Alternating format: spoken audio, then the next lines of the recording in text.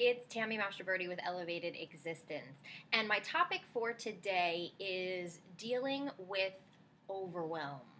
This was actually a requested topic from some of you, and it's something that I'm actually have been dealing with myself recently because I have so many different projects going on and so many different things that I want to get done that when I look at it and look at everything that has to be done and when it needs to be done by, it's like you get into this paralyzed state of, oh my gosh, how am I going to do all this?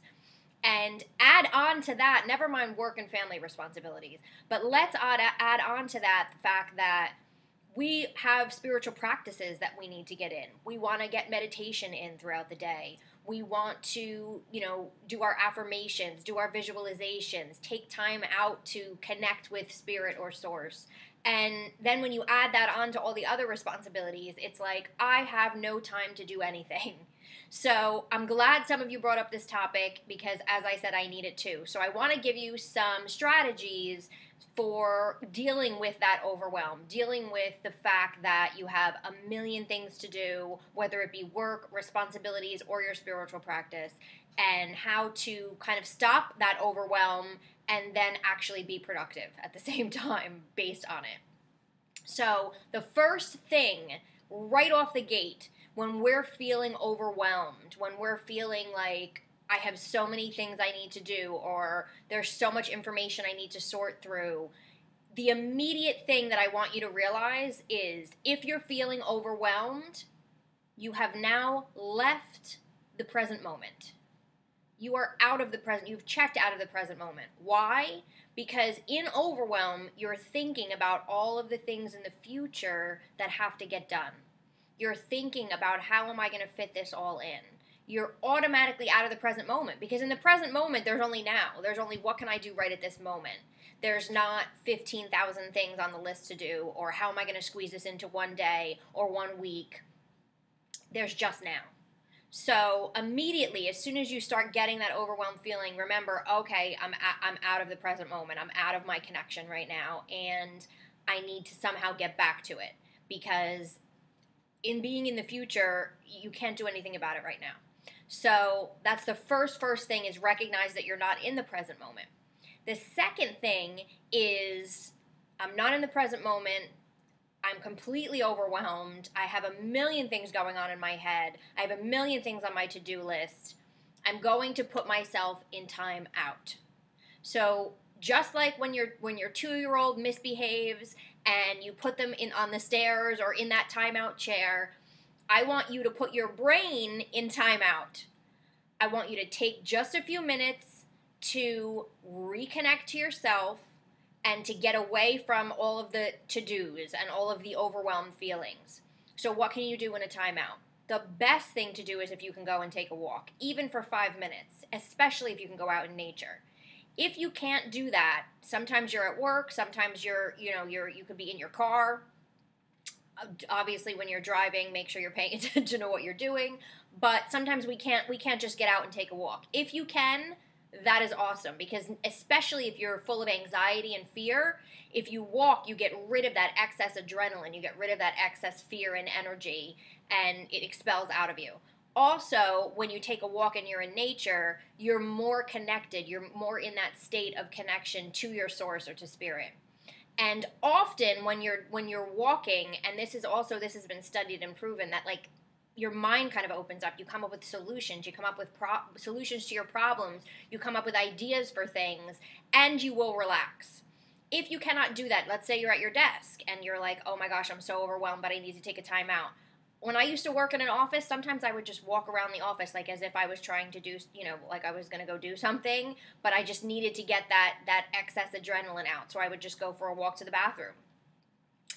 Also, and this is something I do now, is sometimes I will just push away from my desk or, if you're at home, sit at the kitchen table if you're trying to plan your to-do list, and I would just push away and I take maybe 60 seconds to reconnect to my source or reconnect to spirit and reconnect to myself. So I would just close my eyes, maybe follow my breath for 60 seconds, repeat the word release, repeat the word relax, and just know that everything is going to be okay. I need to return to the present moment, and I need to give my brain a timeout. So After you realize you're not in the present moment, you give your brain a timeout. Then when you go to return to what you're doing, you're going to be in a completely different state. Let's say you're deciding, what you need to do, or you're trying to plan things out. That's actually the next step. Step number 3 is to make a plan. Now, I have done this in the past where I'm like, yes, I need to schedule things out. I need to make a plan. I need to figure things out. The biggest thing is you need to get it out of your head and onto a piece of paper. You need to brain dump. You need to mind dump and get it all out.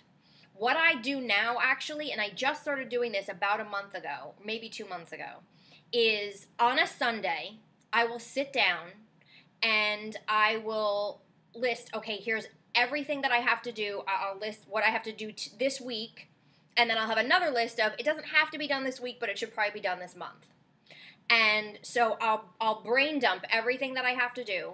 I look at my Google Calendar, and I slot it in. And that includes time to get up in the morning and meditate, time to make my juice in the morning. I literally take it and slot it in. And Google Calendar is awesome because you can color code it, and for a Virgo like me, it's heaven. So brain dump it out and then say, okay, here's everything that I have to do. Everything you can possibly think of. Even if there's no way you're going to fit it all in, get it out of your head and put it down on a piece of paper. Then what I do is I look at that list and I say, okay, what could be deleted from this list?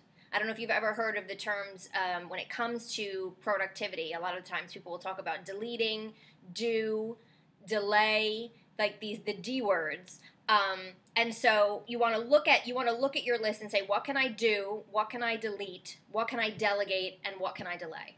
So let's start with, delete. Is there something that would be great for me to do, but it really doesn't have to get done right now? And delete whatever is an awesome idea, but not that important for you to do right now. Then look at, what can I delegate? What can I either get somebody else to do for me, or what can I get help with? What can my coworkers help me with? What can my husband or wife help me with? What can my family help me with? Can I get a babysitter? What are the different things that you can delegate or get help with? And what can I delay? What would be great if I got it done this week, but if I did it 2 weeks from now, it would be okay to do that? Or what if I did it next month? Maybe I can just put that on a completely other list, and that way I don't have to worry about it. Then you're left with, what do I actually need to do? What do I need to do, and what do I need to take care of? And I hope that your spiritual practice is in there as a do. I hope that it's in there, and I hope that you're doing some type of practice, meditation, affirmation, visualization, whatever it is that you are doing, prayer. Make sure that's on your list, and that should always be a non-negotiable on your list, because that is what's going to help you with everything else. So you take that and you look at that, and like I said, I do this every Sunday. It does not take that long, and then I feel like now I know what I'm going to do for this week. And I even have the list of other stuff that I have to do for this month, but I don't have to worry about it anymore. It's not floating around in my head anymore, making me overwhelmed or reminding me out of the blue, don't forget you have to do this, don't forget you have to do that. So I want you to make a plan. The other thing when it comes to overwhelm, that is something else that I've kind of adopted recently, is taking time to transition from one thing to the next thing. So actually, I've studied a lot with Brendan Bouchard. I've gone to some of his events. He's a best-selling author, has a new book coming out on high performance. And something that he talks about is these transition meditations. So when you're moving from one task to the next, sometimes we're just like, you're trying to get a million things done, and you go from one thing to the next thing, to the next thing, to the next thing, and you're hyped up. But if you take just a couple of minutes to kind of settle yourself, reconnect with Source, calm yourself down, empty your mind again, just for a couple minutes between one thing to the next thing, even if you're driving home from work, take a couple of minutes in the car before you get out and go into the house. These are different ways that you can transition from one thing to the next, and that helps to stop some of that overwhelm and those feelings as well. So these are my tips for you. There's different things that I have started to incorporate as well, because I am a Virgo and I'm very meticulous, but I tend to say I can do a million different things, and then I'm looking at a list with a million different things. So basically, this is my plan for you. Let me know what you think. Get back to me, email me, shoot me an email. You can also comment under this if this is on the blog or on YouTube that you're watching this, or even Facebook, and let me know what you think.